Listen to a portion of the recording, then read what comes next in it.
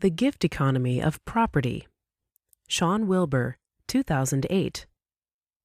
I think most anarchists and libertarians share a faith that it is possible for needs to be met, goods to be distributed, and some level of general prosperity achieved in a way that is voluntary and at least approximately just. But we couldn't differ more, it seems, when we start to ask how to get the work done. Probably most of us aim in the long run for a society where there is sufficient prosperity that we could be much less concerned about such things, where generosity would be a logical response to plenty. But we live in the midst of a society and economic system which is very far from that ideal, and dream our dreams of the future and freedom while we deal with a very unfree present. On a day when we've just witnessed the largest U.S. bank failure in history, in the context of a government-brokered market move by J.P. Morgan, who also benefited from the Bear Stearns maneuver, talk about genuinely free markets seems a bit pipe-dreamy. But if it's going to be a long struggle to whatever freedom we manage to wrest from the corrupt bastards who are currently monkeying with our lives, we can probably take the time to get on something like the same page. Recently, I've been presenting some of Proudhon's ideas about individuality and free will, as well as reviewing his work on property. Footnote: see Shawn Wilbur, Proudhon on Freedom and Free Will, Two-Gun Mutualism and the Golden Rule, No Publisher, September 12, 2008, libertarian-labyrinth.blogspot.com, March 13, 2011. I have begun to suggest some of the ways in which the early critique of property as a despotic, absolutist principle became the basis for Proudhon's later reluctant propertarianism, which he based on his analysis of the human self, the moi, which he found was itself naturally absolutist and despotic when given a chance. Like Fourier, Proudhon could not accept any notion of original sin, in part because, like Fourier, he associated present errors with a progressive process that led ultimately to closer and closer approximations to justice, the Pact of Liberty, through equilibration of forces, faculties, projects, parties, federations, etc. Having had done with the divine absolute, he could only depend on human ethical actors themselves to accomplish the march towards justice, the justification of their institutions, the perfection of their concepts, etc. But it was obvious to him that they would never do it alone. Absolutism and despotism, if allowed entirely free play, are unlikely to lead to any pact, let alone a just one. No social atomist, however, and a thinker prone to expect every force to evoke a counterforce, he wasn't content to turn that absolutist character into a secular version of innate depravity. What he did do is a bit peculiar, involving a hijacking of Leibniz in directions that anticipate folks like Gilles Deleuze. The psychological and social physics that is at the center of his mature work on liberty and justice reads like post-structuralism in places, and I will have some recourse to the vocabulary of more contemporary continental philosophy as I talk about it. If the self is not innately depraved, neither is it simple, centered, clean, and proper. Anybody or being, Proudhon says, possesses a quantity of collective force derived from the organization of its component parts. Though these component parts may be subject to rigid determination, the resultant force exceeds the power of the parts, and, to the extent that the collective force is great and the organization that it rises from is complex, it escapes any particular constituent destiny. The collective force is the quantity of liberty possessed by the being. Freedom is thus a product of necessity and expresses itself, at the next level, as a new sort of necessity. And perhaps at most levels of Proudhon's analysis, and we can move up and down the scale of beings, from the simplest levels of organization up to complex societal groupings, and perhaps to organization on even larger scales, the quantity of liberty introduced wouldn't look much like the individual freedom that we value. But the human free absolute, distinguished by the ability to say moi and to reflect on her position in this scheme, has her absolutism tempered by its encounters with its fellows, also free absolutes, also pursuing a line drawn by the play of liberty and necessity.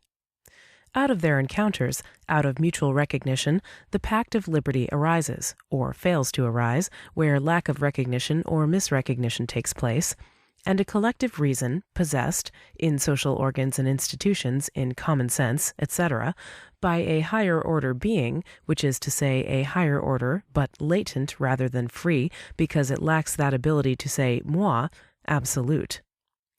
In the system that emerges around these notions, individual human beings hold a very special place as the chief architects and artisans of justice. Again, like Fourier, Proudhon makes a point of not stigmatizing the impulses of individuals, and far more than Fourier, he actually makes a virtue of individual egoism and absolutism, as long as we are not so self-absorbed that we can't recognize our fellow egoists and absolutists as such. Even the higher wisdom that is possessed by the higher order collective beings, like society and the state, which in his latter works takes on a very different meaning than anarchists generally give it, is really in large part in the hands of human individuals. Necessity gives rise to liberty, which tends to a kind of necessity. Individualism, even complete insolidarity, tends, as we have seen elsewhere in Proudhon's work, to centralization, to the dangerous socialism that Leroux warned against in 1834, but also, if equilibrium can be maintained, to an expanded space of social freedom, the liberty of the social being, for the individual. It's all a little dizzying, and in the middle of it, star of the show, sits the individual self, the moi, which, while off the hook for original sin, still has to deal with something we might think of as original impropriety. What can the man who never backed down about property being robbery say about this self, which is, whatever else it is, a kind of byproduct of the forces of necessity that tends, according to him, to see itself as an absolute? What can that self say about its own position? Proudhon suggests that we have put off a certain amount of soul-searching by projecting our own absolutism outwards, onto gods and onto governments, but that this has kept us from dealing with some important stuff, and we're not fooling ourselves much anymore. If progress, as Proudhon believed, is the justification of humanity by itself, one of the spurs for that progress has to be, for us free absolutes, an internal tension, maybe even a suspicion that the absolutism of the individual is not so different from that of the proprietor, and for many of the same reasons.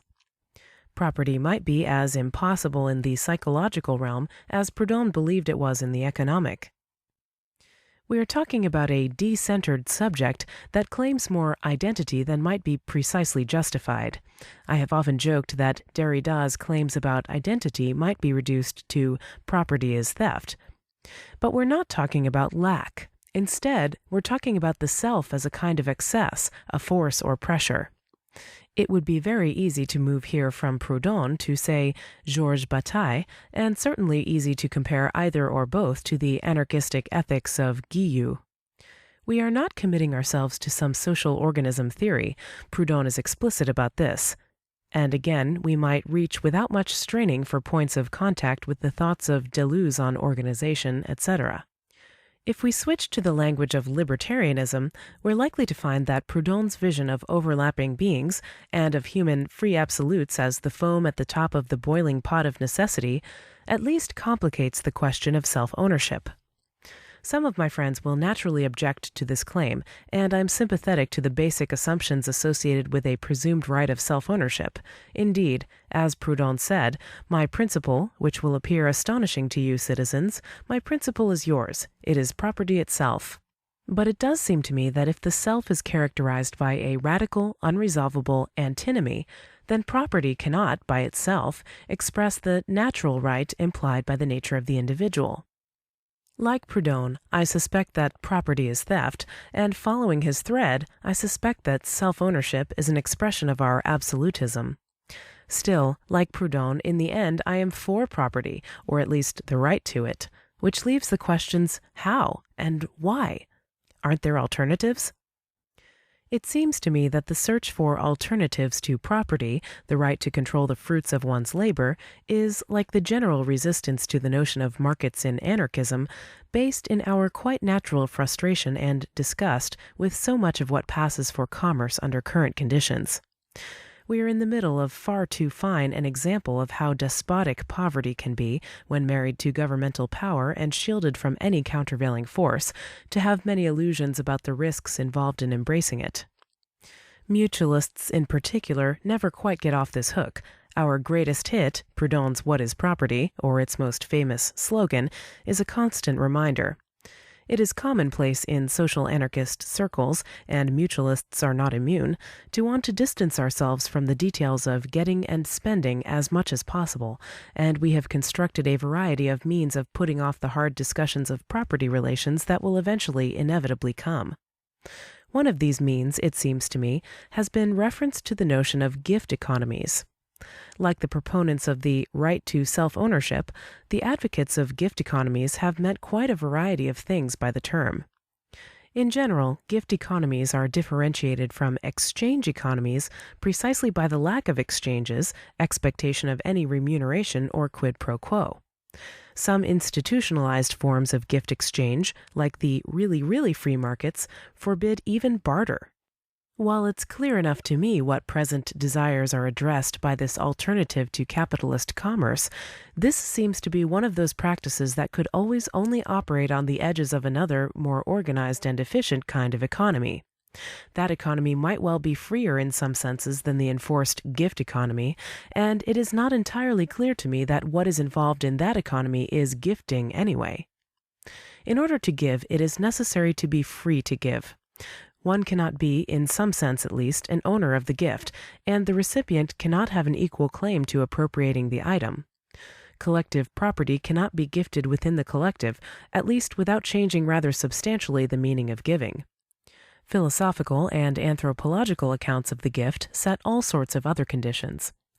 The recipient of a gift may be required by custom or by the spirit of the gift to some giving of his own. Gifts are notorious for the poison elements that they often contain. Some of the gift economies we know from anthropology did operate without recompense in goods, but transformed material capital into prestige or cultural capital, sometimes in an extremely competitive manner. The philosophical accounts of the gift suggest that the pure gift is almost impossibly tied up in conflicting requirements. If one acknowledges a gift, accepts thanks in exchange for a gift, perhaps even if one knows one is giving and feels some internal compensation, then the pure gift is impossible. Gifts seem, in any event, to matter. Something other than indifference is required from us, and gaining punk points may not be it. Disposing of our excess stuff may just not reach the bar. The gift economy seems to presuppose individual property as much as it would like to subvert its absolutism, its covetous tit-for-tat mentality. Is the gift perhaps related to the other half of our human antimony? What if it was? What, much too quickly, as I've gone on much too long, if the gift was indeed the mark of our other half? As our absolutism is necessity expressing itself in us, gratuity might well be the expression of liberty, of freedom. Perhaps property, understood as Proudhon understood it, as a bulwark around the individual in the face of centralizing, collectivizing forces, which, lest we forget, have their role to play in the march to justice and the expansion of liberty, starting with self-ownership, is the right implied by our basic human predicament, our in-progress nature, our need for space in which to experiment, advance. Would such a property be compatible with a gift economy? Or does Proudhon finally leave us in a place where neither property, strictly speaking, nor the gift, ditto, can arise? My intuition, based in part on some language in various places in Proudhon's work, and in part on the connections I've been making to other continental thought, is that a gift economy, in the sense of a system in which something which can be rightfully given is given with no specific expectations of return, could only arise in fairly limited circumstances, and perhaps can only have one application within Proudhon's thought, but that one application may be a bit of a doozy. We know that there is, for Proudhon, some opening for society to emerge as a pact of liberty leading towards approximations of equality and finally of justice. We know that freedom rises from the interplay of necessity and liberty, and that property too has its internal contradictions. Proudhon's moi has very little that he can rightfully give, if even his own property is theft. But he can, perhaps, give property to the other through recognition, which steals nothing, robs no one, and is perfectly gratuitous, even if, and this is the character of the gift economy, he cannot be sure of reciprocation. To the extent, however, that commerce is based in equal recognition, if not necessarily any other sort of equality, then this particular gift economy might be strangely, given all we have said and some of the names we have invoked, foundational. My social anarchist friends may object to this yoking of absolutism and gratuity in, of all things, property. My libertarian friends will doubtless wince a bit at the notion that self-ownership is a gift as opposed to a given, but I think there is at least food for thought here.